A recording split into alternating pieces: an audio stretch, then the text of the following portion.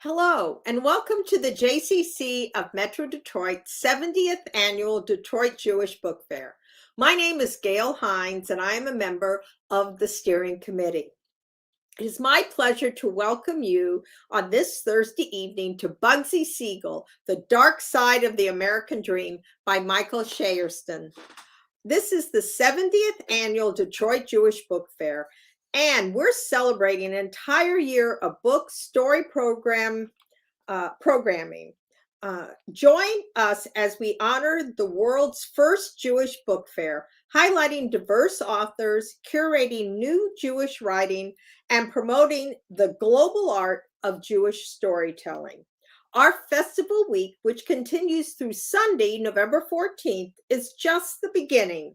Be sure to come back all year for exceptional opportunities to engage with the best of Jewish books and authors.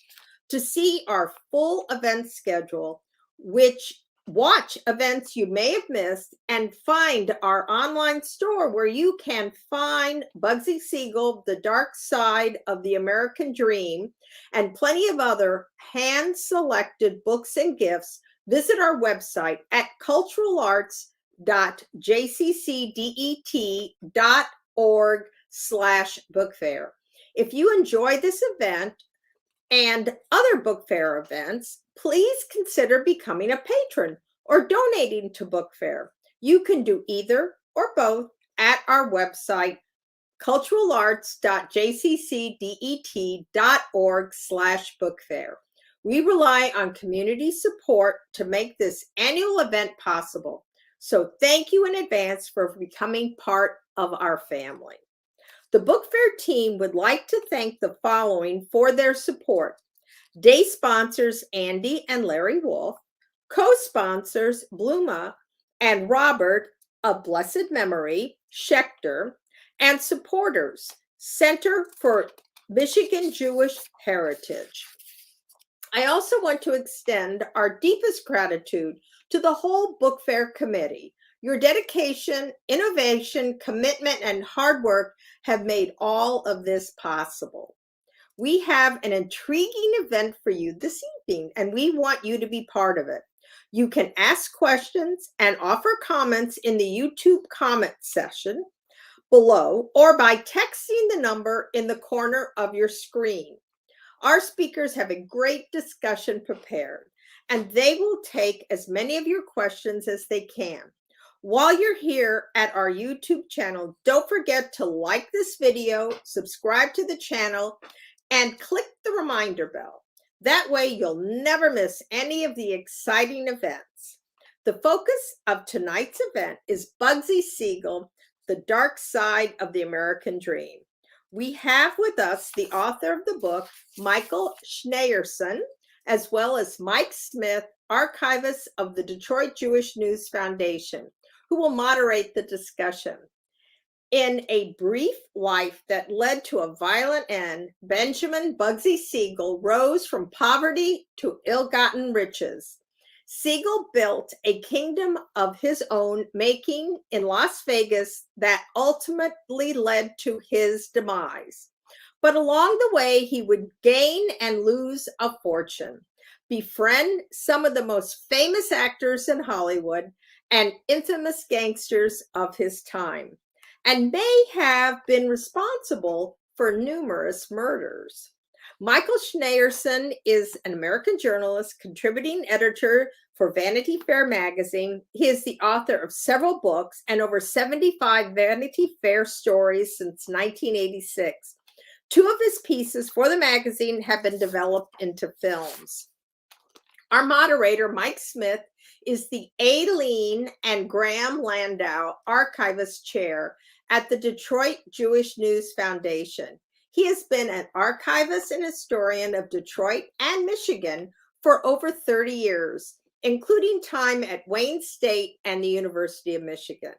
Please join me in welcoming Michael Shnayerson and Mike Smith. Thank you very much, Gail. I appreciate the introduction, and it's good to be here with you, Michael. My pleasure. You've written about one of the great American characters, I think. Now, not necessarily a nice Jewish boy, a tough Jew, one might say. Also, he's been called the supreme gangster, but by any calculation, he is a supremely interesting character. And we have decided tonight that we will not call him Bugsy. He hated that.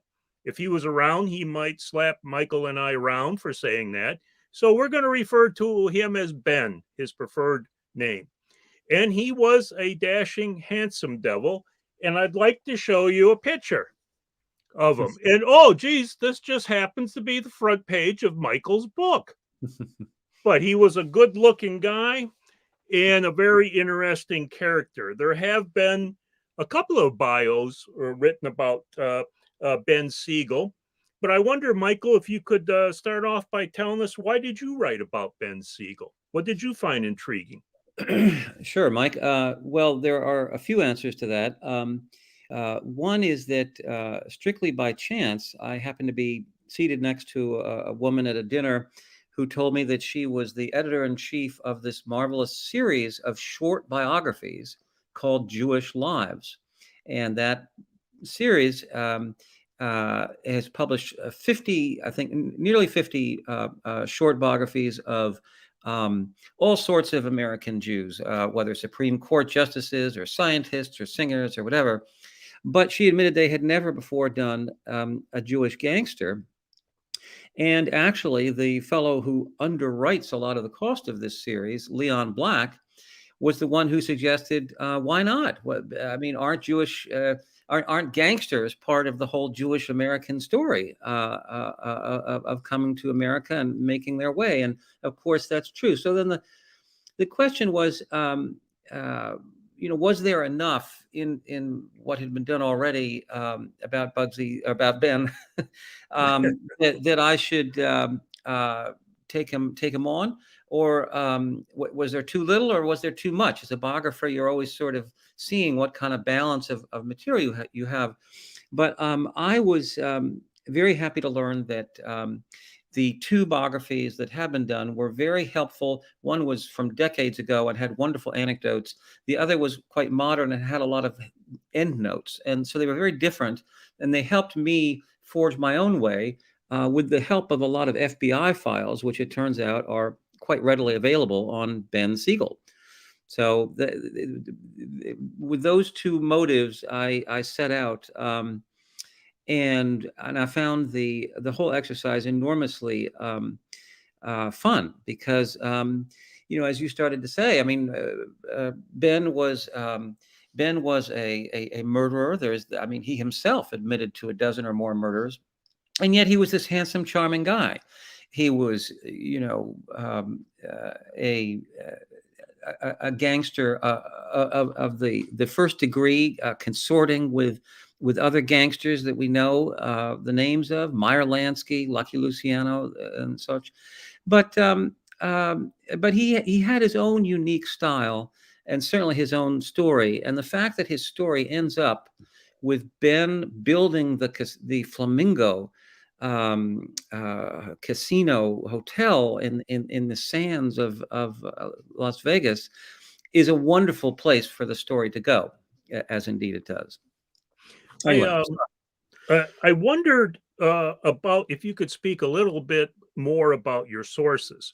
As an archivist and historian, I will tell you that I was impressed with your research, not just secondary sources, but the FBI files for one, interviews with participants. Yeah. And I wonder if you could speak a little bit about your sources and also why you think your book's a bit different. Sure. Sources, it sort of depends on what time of Ben's life that we're looking at. He was born in 1906. His parents came across from Galicia in Eastern Europe. They had nothing. They were desperately poor. You didn't read, there wasn't anything to read or research about Ben Siegel until really the late 20s, early 30s. by then he had become enormously well known in a certain world of people because he jumped right into the Prohibition days and made a fortune, as did Meyer Lansky, as did others. But people still didn't know the name Ben Siegel. It really wasn't until he moved to LA, and we'll talk about that. It's my favorite chapter of his story. In fact, I refer to Ben's story as having three acts, and Act One was his youth in the Lower East Side and becoming this great success as a bootlegger. Act Two was going out to LA after Prohibition ended and creating a whole new way of making an ill-gotten living.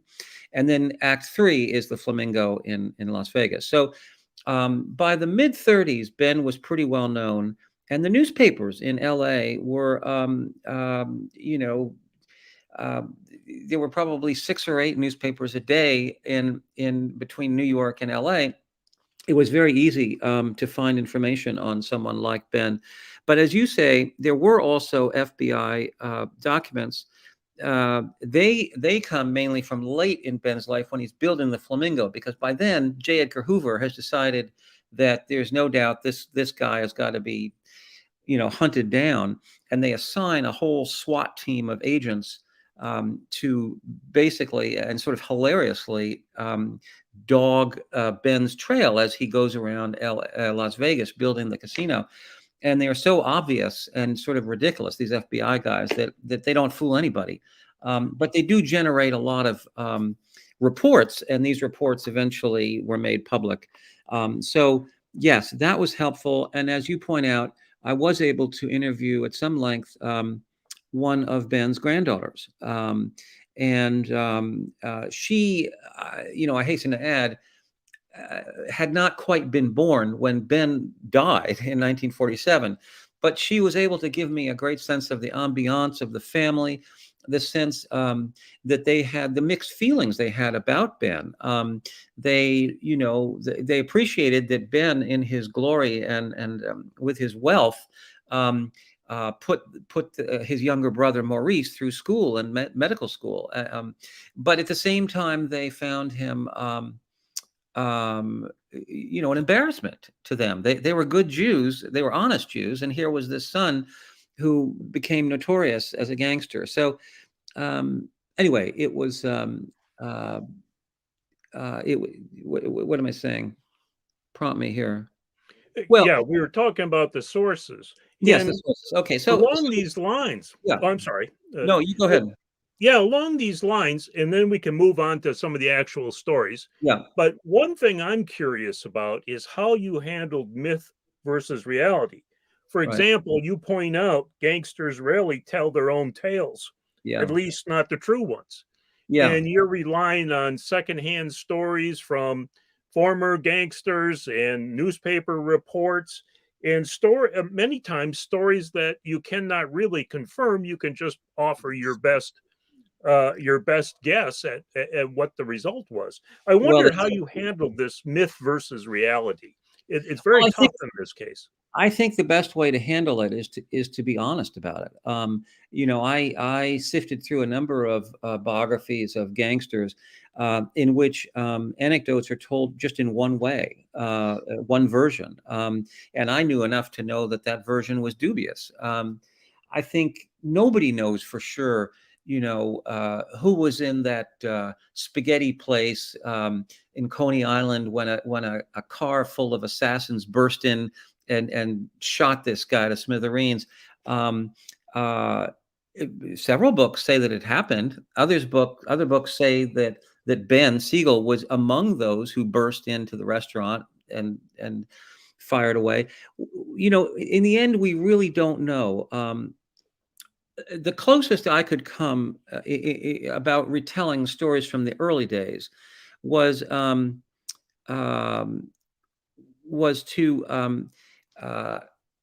take the stories that I knew, put them together, and just say, here are the different versions. You choose, in effect, because you really, in the end, you can't do more than that. There's a wonderful biography of Ben called "We Only Shoot Each Other," and it's filled with anecdotes, but it has no facts. It's simply whether you choose to believe the stories.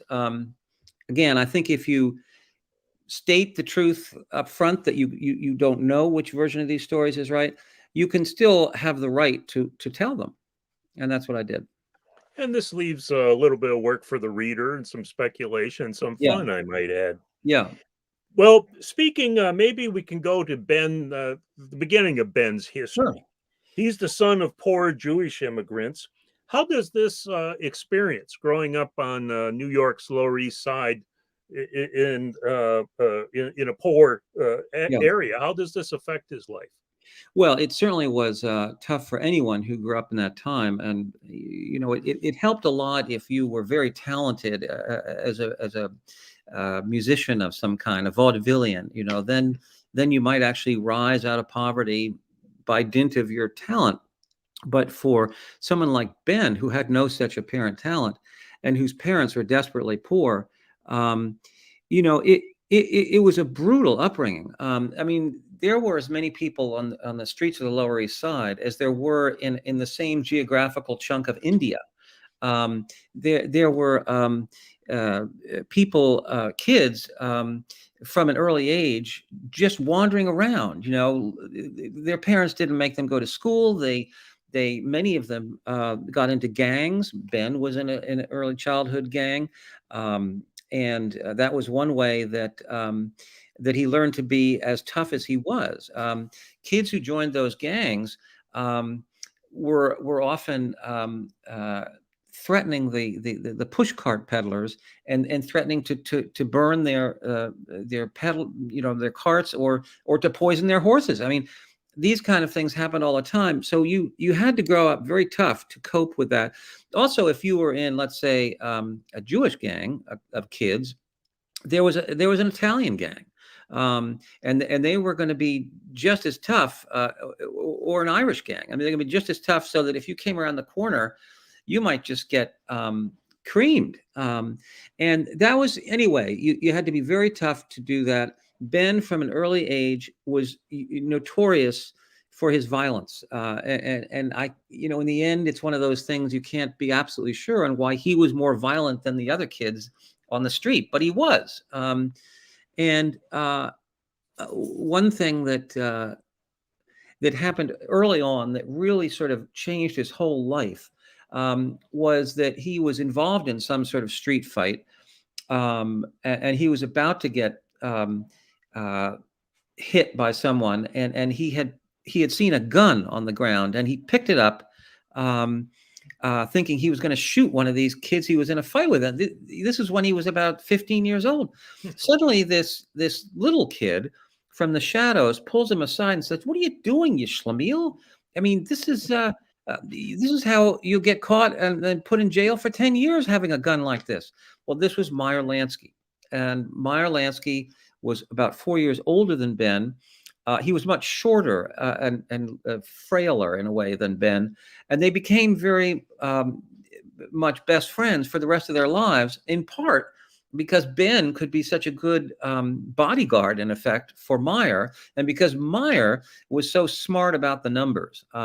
He was the really smart guy who could, in a way, the accountant who didn't seem like he'd ever be a threat to you, but if you were, he would dispatch you. But his whole premise was to play it straight among his fellow gangsters, and so as a result, these two guys became wonderful partners. They worked together through all the chapters that followed, and though there's probably not time to go into this, there is a good chance that in great sorrow, Meyer Lansky may have killed his lifelong best friend, because it looks as if Ben, toward the end, started skimming money from the Flamingo. But that's the end of a very long story that we don't have time to tell. Yeah, and skimming money is a real no-no among That's these not folks. good. No, you don't want to do that. No. Yeah. Well, what I wondered if you could speak to Ben's goals in life. And Sure. I'm going to quote you quoting him, Yeah. that he said that class, that's the only thing that counts in life. Without class and style, a man's a bum. And it seems like Ben and perhaps Meyer Lansky lived by this code. I think they did, Mike. I think they did. I mean, one thing that both Meyer and Ben felt very keenly was a sense of embarrassment about their respective fathers. Each one, by the way, was named Max. Each father, but they were embarrassed that these fathers were going nowhere. Ben's father, who had a certain talent as a fine woodworker, ended up as a pants presser in a factory in the Lower East Side. And he remained in that job until almost the end of his life, when Ben finally forced him to retire and, live in his fancy Beverly Hills mansion. But they that was tell me what you were just remind me. About their goals in life, and Okay. So perhaps the quest for class. Yes, the quest for class. I think it began in the Prohibition days, when Ben and Meyer and the others would walk into these speakeasies and be beautifully dressed, and this was obviously a way of showing their great success at a very young age. And so, class. Yes, class was. Well, some people might regard class as wearing zoot suits, sort of extravagant clothes.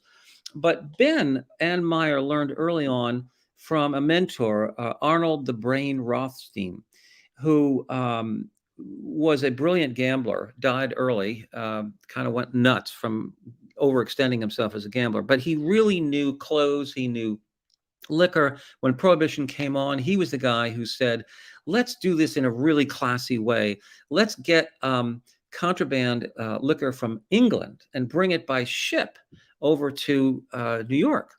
And that's what they did. And Ben and Meyer were part of that business.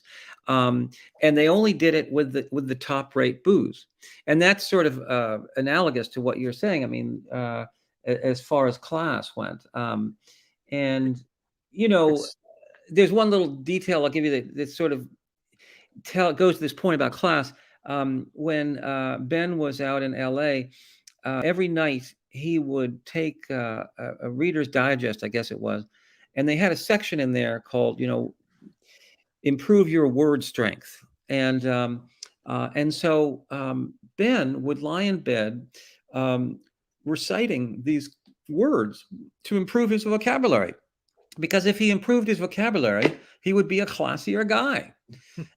Anyway, so there are examples of that galore. But yes, his goal was class. His goal, he would say to you, was ultimately to work his way out of this demi-monde and become and go straight, as they all put it. The trouble was, they all said they wanted to go straight, and then very few of them did it. But that was Ben's goal. It seems like that in one way they're just pursuing the American dream by alternative means. Yes, that's exactly. Now, he does have talent. He's one of the most talented gangsters in American history. Right. But it's just I think the phrase was gangster capitalism. And so instead of pursuing it by other market forces, they're doing it as a gangster to try to achieve a house in the suburbs, a nice car, and good education for their kids, and sort of what most Americans look for. That's right. Very much true. And that's why I chose that subtitle, The Dark Side of the American Dream, because it was about crime. It was about murder. It was about racketeering. And yet it was also about finding a way up that ladder of success, crooked as that ladder might be, and pulling their way up out of this whole morass. And it was very difficult for any of them. I would say the majority of these gangsters probably ended up in jail for some crime or another. But if you were good at this, really good, like Ben was good, then the end of the story would end in a much more felicitous way, which is that his children and their children would never know anything about the gangster life. And I'll just say one more thing about that because it's so important. Think about the Italian mafia and how long they've been around. They've been around for literally centuries, and they're very proud of it. And there are, despite the best efforts of investigators, they still exist in a sort of diminished way. But the Jewish gangsters actually just wanted to get away from all that. So they were basically one generation crooks, maybe 1.5 generation crooks. Think about it. By the 1960s, really the 1950s, you don't see any. You don't hear or see anything about Jewish gangsters doing something in a visible way. I mean, yes, they go out to Vegas. Yes, they have things to do with the casinos out there, but they basically go invisible because that's really their goal. And ultimately, that's the class that Ben was talking about, which he himself would never achieve because he was too reckless and too violent. He certainly was fearless, Yes. and he was certainly violent.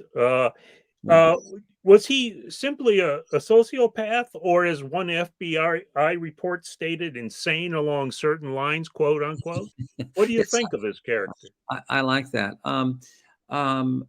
Well, I think that it's very easy to say he was a psychopath because there are numerous stories that point to the sort of grim or even gleeful satisfaction he got from bumping people off. I mean, as he rose in the ranks and of the so-called syndicate, he was in a position where he didn't have to go kill people. He could have one of his underlings do that. But he always liked being involved and planning the thing. The details, the scheme, the paper. Always good. And then often pulling the trigger himself. So was this a psychopath? Nah, you could make that case, but you could also note that Ben had some very loyal friendships his whole life, and that really for all those who remained loyal to the syndicate, he was loyal to them. He was also, to some extent, a good provider, as they would say. I mean, he by now he'd gotten married, and by the way, Meyer Lansky had gotten married, and they were each other's best man, with a rabbi standing behind each group. We can talk about that, but anyway, it was the case that that Meyer and Ben certainly were extremely tight. They I don't think you could look at them in action together and say that either one of them was a psychopath. So in the end, I think it's more that he was capable of really brutal violence at the drop of a hat, but that there was some rational basis, if you were in his world, some rational basis for doing what he then did. I don't consider him a psychopath. In short, I was just going to say, that he was a good provider to his wife and the two daughters. They led a golden life in this 23-room mansion in Beverly Hills. It just seems unlikely that a psychopath would be such a devoted parent, absent as he might sometimes be. Yeah. Speaking of his lifestyle along those lines, yes, he took care of his family and his wife Esther. Yeah. But yet he had numerous girlfriends. Was a ladies' man, if you will. Yeah. And then in your book, you speak often about two main characters to go along with them. Though you bring up a whole host of characters, which really fills out the book nicely. But one being Meyer Lansky, his best and most trusted friend. The second was one of his girlfriends, the last one, I guess you would say, which was Virginia Hill. Yeah. And you say Hill would bring chaos into Siegel's life, and chaos in the end was what would kill him. I believe I quoted it somewhat correctly. That's close enough. Yeah. That's true. Meyer Lansky, we've talked a little bit about his importance in Ben's life. I think that the tightness of their business association went right up through the building of the Flamingo, and you know they cared for each other deeply. There's no doubt about it. There were other friends. I mean, I might just point out that the actor George Raft was a very important friend to Ben, and there's a little backstory. I'll be quick about it, but the fact is that all through Prohibition, Ben did extremely well. So did Meyer. They made fortunes. Okay, then Prohibition ends, as we know, in 1933. And Meyer went to Florida to start a bunch of racetracks and, you know, dirty nightclubs and stuff like that. Ben took LA, and he one of the first people he called, probably the first person, was George Raft. They had known each other growing up on the streets of the city, New York City, and George Raft was just becoming a movie star. And the reason he was becoming a movie star was because the studios were desperate for gangster movies, but they didn't know how gangsters really talked or comported themselves. Well, George Raft was a gangster. He had grown up a gangster. He was in some ways still a gangster. And so he and Ben became soulmates, closer even than before. And there are very funny stories in that one biography I mentioned of George and Ben. Ben sometimes losing his temper, even with his dear friend George Raft. Times when George Raft thought he was about to get killed by his good friend Ben. So you know, that's another friendship that has great dramatic moments in it. And Virginia Hill is she's a story in herself. Do we have time for Virginia Hill? Well, at least maybe the short version. Yeah, a quick introduction, then, which segues into your favorite part, I think, Sure. Siegel going to Hollywood. Sure. Yeah. Okay. Well, Virginia Hill. Well, remember I mentioned Ben was married, right? He had 2 daughters now. They were living in L.A. in this 23-room mansion that Ben had built with his ill-gotten gains. And by the way, it was a house that had various escape routes and secret panels where, holding guns. It was really a fascinating place. And so anyway, he what were you just asking? About Virginia Hill, Okay. So the role she played, and then move into Hollywood. Yes, thank you. Or Sorry. maybe we should have done the opposite: Hollywood first, then Virginia. Well, maybe we should. Because they are chronologically they are opposite. Yes, I loved the whole LA phase of Ben's life, because he comes out there determined as much as anything to be an actor himself, and his friend This George is after Ralph. Prohibition ends.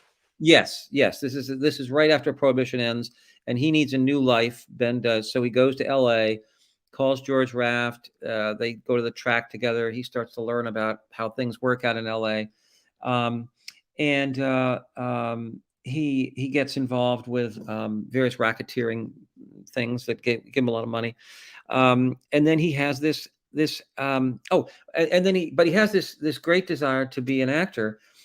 George Raft brings him to the set one day of a movie he's making with Marlene Dietrich, and Ben is carrying this sort of large suitcase with him. And when their scene is over, he opens it to reveal a 16 millimeter camera He wants them to film him doing the scene that George Raft just did. So they humor him. He's Ben Siegel, after all. And as George Raft later said, actually, Ben was pretty good. He wasn't bad, and he was a handsome guy. The problem was that he was always going to be difficult, if not impossible, for a director to handle. I mean, you don't start telling Ben Siegel what to do on the set; you might get shot. So this ended his Hollywood career, but it didn't stop him from becoming a very glamorous Hollywood actor type person who happened to be a gangster. And to that end, he would go every morning to Drucker's barbershop. He would be completely, massaged, and fingernails to, from haircut to pedicure. And then he would put on one of his beautiful Louis Roth suits, which even then were about $200. And he would stroll through the city of LA. And this was again like 1934, 35. It was Chinatown time, with those beautiful cars and beautiful clothes. And he would, pay visits on the restaurants and the nightclubs that owed him money. At least he felt they did. And he got to know a number of people. We talked about girlfriends briefly. One was this actress named Wendy Berry. Wendy Berry, yes. And there's another one before that, Marianne Gallion or something. Anyway, it's true. He was a ladies' man. He kept his family back in Scarsdale, where he had bought a home. And he had a staff of 3 to attend his family back there, but he stayed in LA in his 23-room mansion. So one of the people he met was a woman named Dorothy Degrasso, which kind of ties together both women and a madcap adventure. What happened was that Dorothy Degrasso had inherited $10 million from her parents for some leather goods fortune or business that her father started.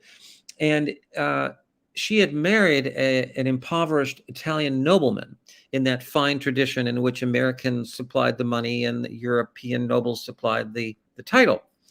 They were almost never together. Dorothy Degrasso saw Ben Siegel one day at the track as he was sitting there with George Raft, and was completely dazzled by him.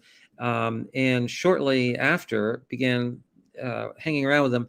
It's a little unclear who knows? It's one of those stories you never know whether they had a romantic relationship. Probably not, because she was about 15 years older than he, and really each had something to get from the other, which was social status. So I mentioned Dorothy Degrasso because one of the 2 or 3 really most astounding stories in this book is the one I'm about to tell you. Dorothy Degrasso came to Ben one day and she said, "Ben, I've heard this amazing thing.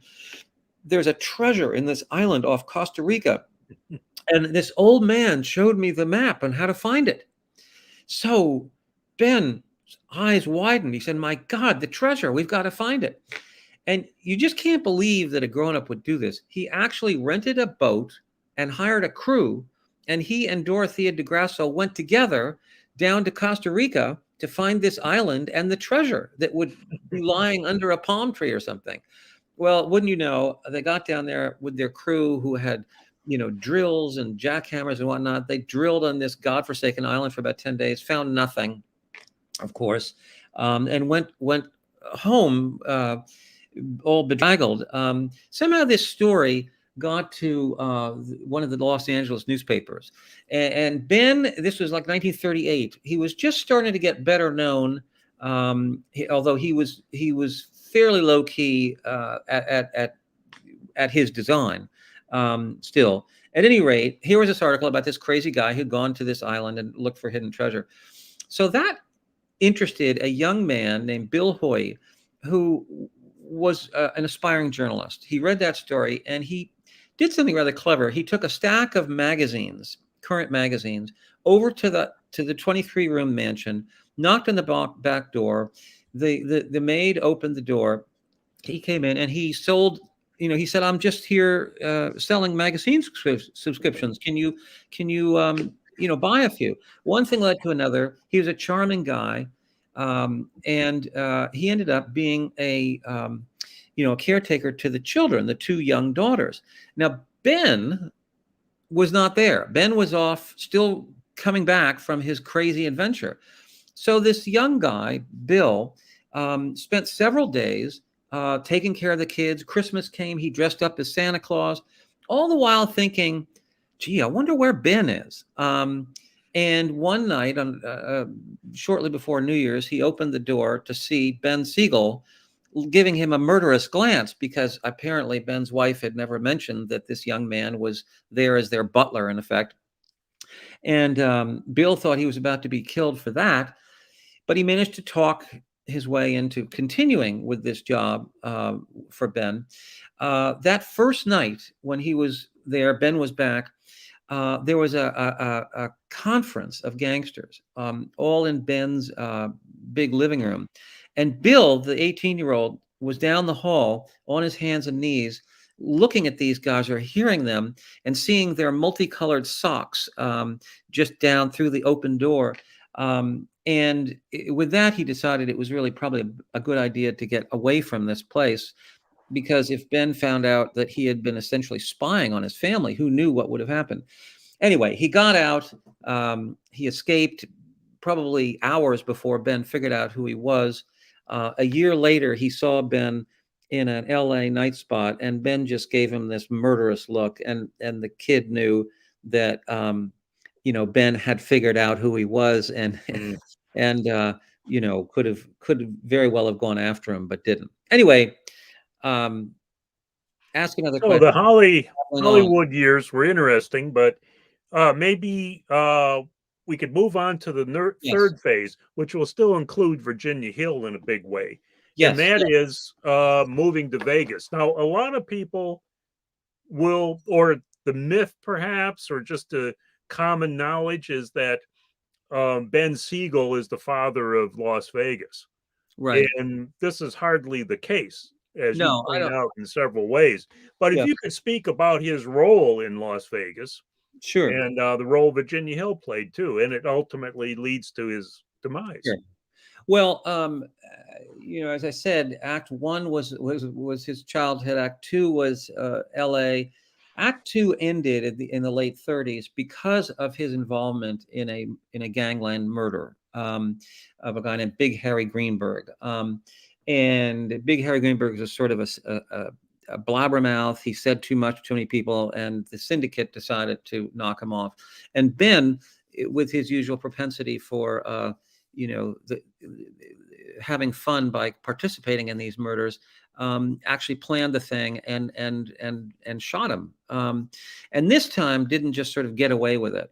This time he was actually arrested. In fact, these investigators descended on his 23-room mansion one morning and found him cowering up in the attic, hoping that they would go away. At any rate, Ben was able to extricate himself from this very serious charge when one of the people who would have corroborated Big Harry's stories ended up dead in Coney Island. No coincidence. So Ben got out of that, but he knew that his Act Two was done. He knew that he had to do something entirely different, and the only thing that presented itself was going to Las Vegas and getting into the gambling scene. And he had been involved with gambling before, but on a modest level. What was happening by the sort of early 40s, or even as the war began to taper, was that a whole generation of young GIs wanted to come to Las Vegas, and it became a very hot destination. And there was suddenly kind of an appetite for not just little, as they call them, sort of wagon wheel sawdust casinos, but huge, what they call carpet places, carpet joints, which is to say wall-to-wall fancy carpeting, a place that might look not out of place in, say, Monaco. So Ben set his eye toward finding the right place to build this thing. He found this 33-acre plot of sort of tumbleweed desert land outside of Las Vegas, and was smart enough to buy it. And by then, he had become the passionate beau of this woman, Virginia Hill. And Virginia Hill played a very important role in the casino, and I think sadly in Ben's demise. But at any rate, they really recognized in each other kindred spirits. Like Ben, Virginia had grown up extremely poor and extremely tough.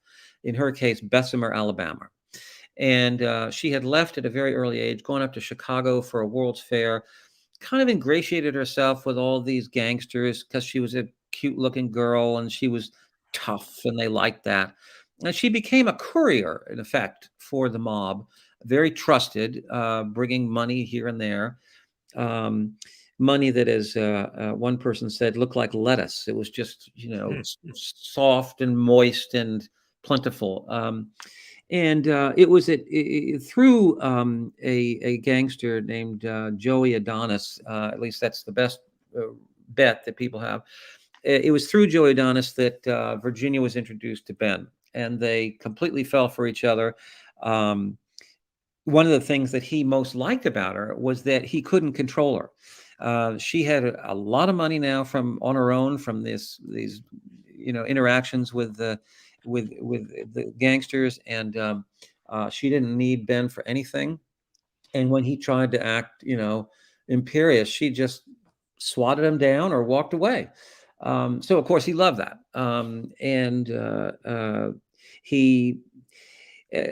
There's been several reports that she was, really a sort of a tigress in bed, if you will, and he liked that too. Now the problem was that they were both so volatile that it was hard for them to sustain their romance in any sort of sensible way. So as Ben began building the Flamingo, Virginia insisted on being part of it.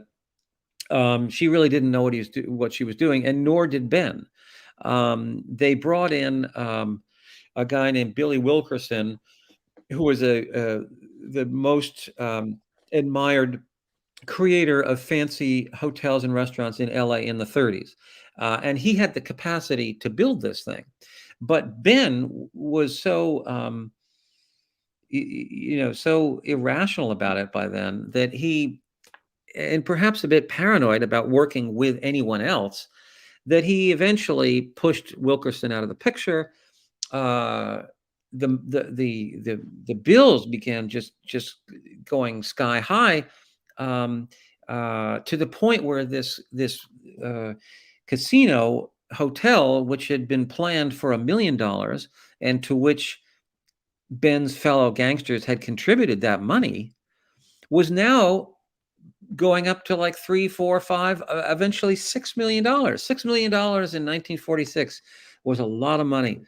And the further problem, as I started to say at one point before, is that a rumor began going around the criminal circles that Ben and Virginia were skimming, and this really was never a story that was ratified in any way. It to me, it seems very unlikely that Ben would do that, even if he was desperate for money, because, as we said before, that was just a rule you didn't break.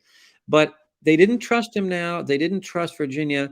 And so they, meaning the top leaders of the criminal syndicate, as it was called, starting with Meyer Lansky, Lucky Luciano, and others, they convened a meeting in Havana, Cuba. And there were 2 or 3 issues they had to discuss, and one of them was Ben Siegel.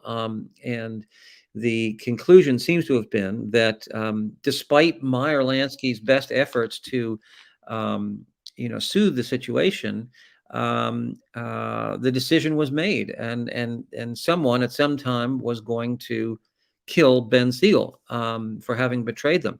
Now, what happened, ironically, after the Flamingo actually opened amid all this red ink, about 3 months later, it actually began doing better. It actually went into the black, and so Ben, who had appreciated that he was in very bad odor with his fellow gangsters, he relaxed. He thought, okay, this is it. We got this. We got this. And the profits will go up, and those gangsters, my friends will be thrilled to have invested in this brilliant thing with me. So he stopped worrying. He went down one night in June of 1947 to stay at Virginia Hill's house. She had gone off to Paris. Why she went off to Paris has always been a matter of some interest. It's possible that someone tipped her off that Ben was going to get shot and that she was supposed to head off to Paris, where she had never been before, until things cooled off. Maybe that happened, maybe it didn't. But what we do know is that Ben was in the living room of her capacious Hollywood home, and someone outside raised a carbine and fired 9 bullets into his head, killing him instantly. And from there, of course, it became this game of this of guesswork. Who had killed Ben Siegel? I mean, who really had the most motivation? Well, as it turned out, a lot of people had motivation. But it's also possible, I think, and this is sort of the scenario I put out there. Again, as you can call it, legend or myth, whatever you like. It is possible that Virginia's young brother, who had just come out of the army with a specialty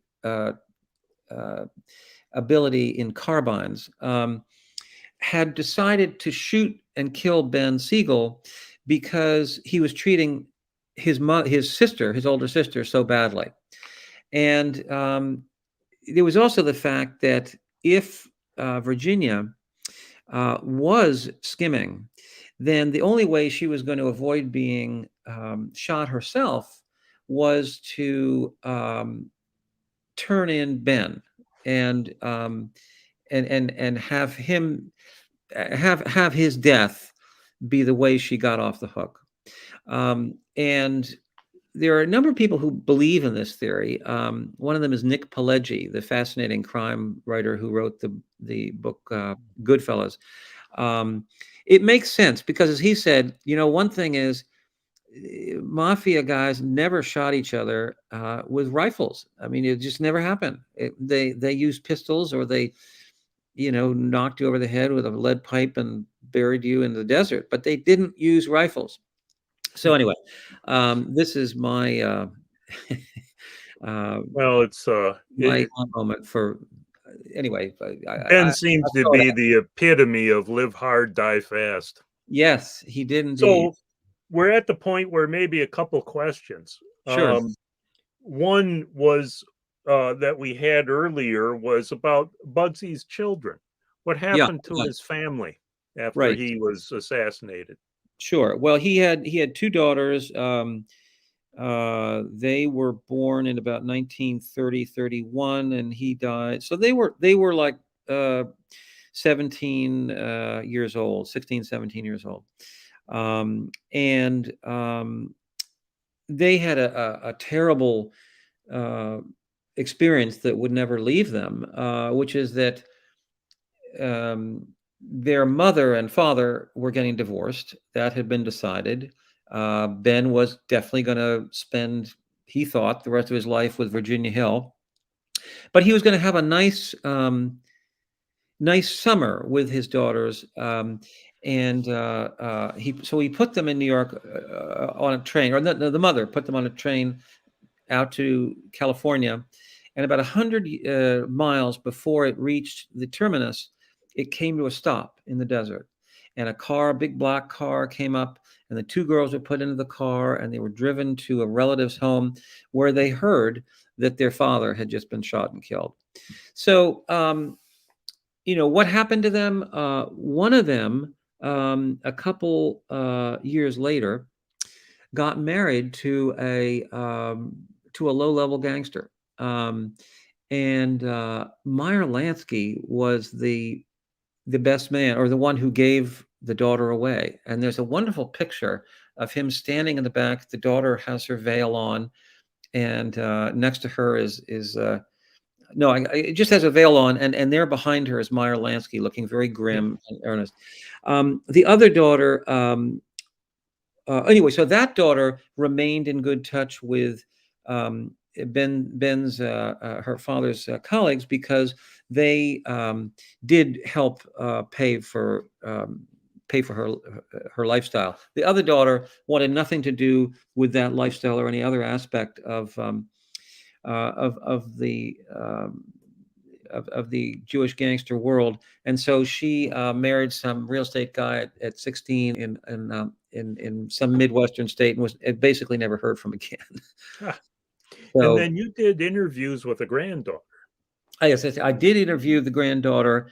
That is to say, a daughter of one of those two daughters. I think a daughter of Barbara.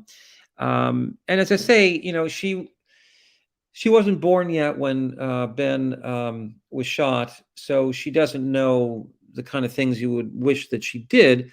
But she was very good at kind of painting a sense of the family and how they felt about Ben. I'll just say one little thing about that.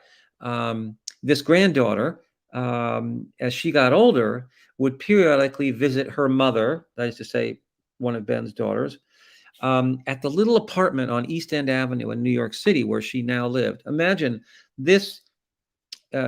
Ben's wife had lived in that 23-room mansion. Now she was living in a one-bedroom apartment on the Lower East Side, not Lower East Side, sorry, on East End Avenue in New York City.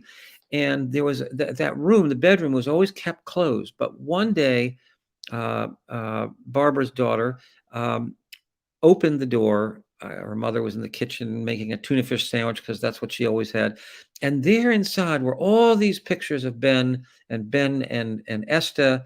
And they were, two of them were really, really big. And the granddaughter realized they had to have been made or painted when they were living in that 23-room mansion, and it could accommodate paintings, two paintings of those daughters in that space. So anyway, yes, that was my experience with the family. Another question. What did you think of the 1991 film Bugsy that starred Warren Beatty? Well, I liked it very much. I liked it then. I like it now. I think it was beautifully done, well written. And there are many scenes that stick with me still. Well, they stick with me more so because of course, I viewed it again as I was doing the book to see how I felt about it.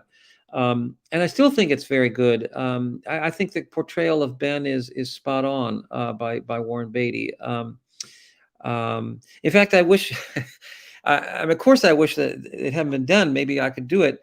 I do think there's another movie that someone should make about Ben, and that would be essentially as they call it, a bromance, right? A buddy movie, a movie with Ben and Meyer Lansky, and that starts in the Lower East Side, how they got together, and ends up with Meyer sort of pleading for Ben to, do what he can not to get killed. I think that's a great movie waiting to be done, and I'm going to work on it. Okay, maybe one last question. We're pushing our hour here. So, Okay. if you could have lunch with Ben Siegel, what would you ask him? I guess I would just ask him, why didn't you go straight? I mean, you had every opportunity. You had, especially as the casino began to do better. I mean, he could have gotten out then. He could have gotten out earlier. I think that like most gangsters, though, he was he was entrapped by his life, his lifestyle, and he probably would have just looked at me quizzically and said, "I could get out anytime I want to." At least that's my guess. Yeah. Well, we've reached the end of our hour, and I I don't know sure, how did we do that? I was just getting started. yeah. And I could ask about another 15, 20, 50 questions. Well, that's I nice. just, I I appreciate want that. to end by saying I really enjoyed your book. Thank It's well written. That may be a phrase, readable is a phrase that's overused, but it's a great read. It's a you. Awesome. page turner. All right. And you had a great character to work with, of course. But I Mm-hmm. really appreciated, again, as an archivist and historian, your approach to this. And it's been a real pleasure, Thank you, Mike. talking with you. I really appreciate those words. I did try to make it a very fast, fun read because I just think, that's what we need these days. Not 700-page biographies that we'll never actually get to. It's a page turner. Yeah. Anyway, thank you. Thank you all. Yep. Thank you, Michael and Mike, for being with us and for such a fascinating discussion. And thank you all for all of you at home for joining us. Our next event is Beautiful Country, a memoir by Chen Julie Wong, tomorrow, November 12th at 11 a.m. Remember to like this video, subscribe to our YouTube channel, and visit our website, culturalarts.jccdet.org/bookfair for a full schedule and ways to get involved and to purchase the book. See you next time. Bye-bye.